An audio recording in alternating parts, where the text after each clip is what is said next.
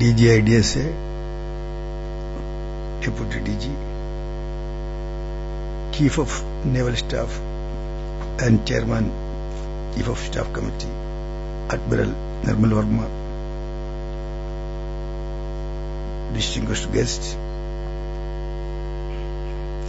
Excellencies,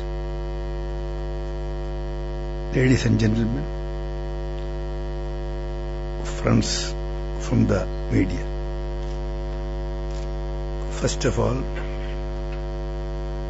I would like to congratulate the new DG IDSA Aravind Gupta, and I wish him a successful career here.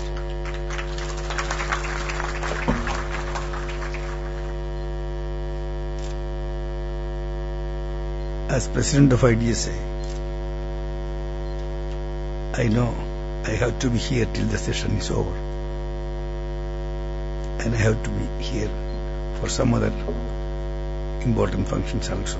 But today, at the beginning, I would like to express my apology to you, because from here straight I have to reach airports at the earliest, so that I am going to Saudi Arabia for an important visit. In fact, this is the first visit by a defense minister from India to visit Saudi Arabia, so I have to catch up the time.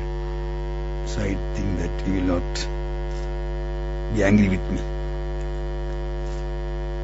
I extend a warm welcome to all the delegates and participants who have come from all over the world for this prestigious 14th Asia Security Conference organized by IDSA. Your interest in the conference underlines the importance of non-traditional security issues in today's world. In the post-Cold War period, especially after 9/11, these issues have assumed enormous significance at the international level. Moreover, the concept of security has undergone a fundamental change during the course of the last 3 decades. It no longer remains confined to hard security issues alone. Its scope has expanded considerably to include areas which were traditionally beyond the purview of security. IDSA's Asian Security Conference is an ideal platform for researchers, scholars, diplomats and experts to discuss, analyze and contemplate on the recent trends in security issues in Asia and the world. This provides a unique opportunity to understand each other's perspectives and identify common ground for cooperation. Friends, we are all living in a globalized and densely interconnected world, where the threats we face are similar and interrelated. The security issues faced by us today are closely related to demographics, economics, climate change, natural resources, knowledge and information. The impact of food, water, energy, human and drug trafficking, migration, economic instability, pandemics, transnational terror and the proliferation of WMD on security is therefore hard to see. The very nature of these issues has changed the dynamics of conflict and security both within and between states. In fact, IDSA had identified these issues quite early and discussed them in its very first Asian Security Conference in 1998. At that time, the doyen of security studies in India and former director of IDSA, Shri K. Subramaniam, had identified 13 types of non-military threats to security, which included, among others, all the topics I identified earlier.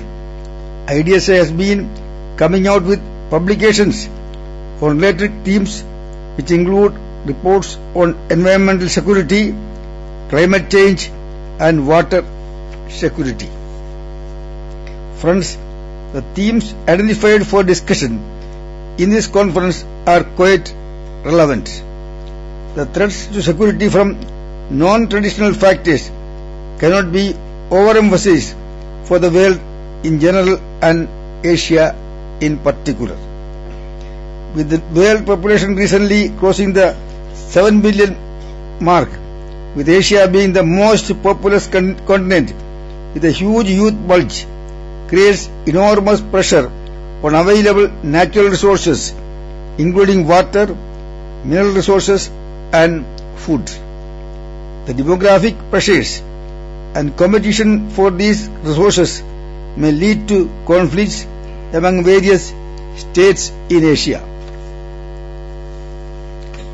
The changing pattern of climate has also had its impact on security. It is affecting the flow of rivers, causing floods and resulting in changes in crop yields and crop patterns. The per capita availability of water is also sharply decreasing worldwide. In fact, water is emerging as a major source of insecurity, particularly in Asia. Therefore, there has to be a common dialogue on efficient water usage and harvesting, apart from initiating collective action for saving our common environment. Asia is an energy hungry continent. There is a tough competition among the countries for energy resources which they urgently require for their economic growth and development. As fossil fuels are fast depleting, we have to focus on alternative sources of energy to meet our needs. Terrorism, drug trafficking, money laundering and transnational crimes are global concerns. They continue to pose grave threats for civilized nations and societies the world over. Non-state actors with close national linkage are increasingly posing critical challenges to world peace.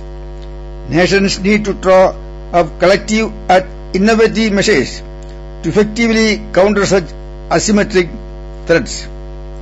India is party to multilateral initiatives to address these challenges both at the international and regional levels. Weapons of mass destruction go well beyond nuclear weapons. They may be radiological, chemical and biological in nature. They sometimes do not require sophisticated delivery systems and can be used by transnational terror and criminal groups. The world has seen the fury of conventional wars and developed certain mechanisms to deal with them. But the fury and scope of the non-traditional security breaches and wars are yet to be seen. Hence, we need a comprehensive approach in this regard, and we should evolve efficient institutions to address these challenges.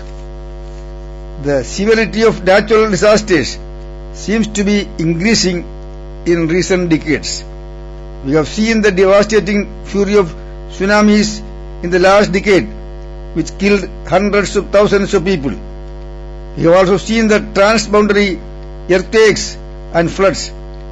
What we need is to develop mechanisms to deal with such disasters. Disaster management occupies an important place in our society. We have a credible record in disaster management both at the national and regional levels. Cyber security is another critical area. With increasing digitalization of the world and services, the world is becoming largely dependent on the internet and information technology.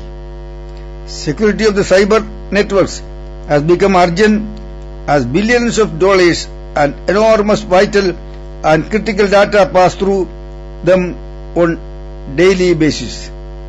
A serious breach to these networks has the potential to cause enormous damage to the security of any state or society.